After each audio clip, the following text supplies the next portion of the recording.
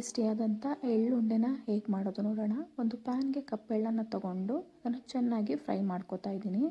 ಇದು ಚೆನ್ನಾಗಿ ಫ್ರೈ ಆದಮೇಲೆ ಇದಕ್ಕೆ ಕೊಕೊನಟ್ ಪೌಡರ್ನ ಆ್ಯಡ್ ಮಾಡಿಬಿಟ್ಟು ಅದನ್ನು ಫ್ರೈ ಮಾಡ್ಕೋತಾ ಇದ್ದೀನಿ.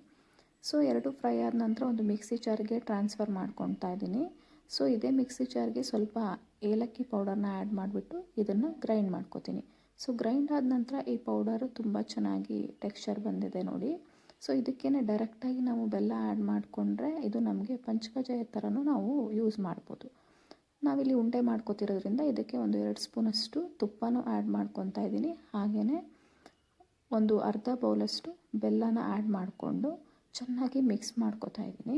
ಸೊ ಇದು ಚೆನ್ನಾಗಿ ಮಿಕ್ಸ್ ಮಾಡ್ಕೊಂಡಾದಮೇಲೆ ಸಣ್ಣದಾಗಿ ಉಂಡೆ ಮಾಡಿಟ್ಕೊಂಡ್ರೆ ತುಂಬಾ ಚೆನ್ನಾಗಿರುತ್ತೆ ತಿನ್ನೋದಕ್ಕೆ.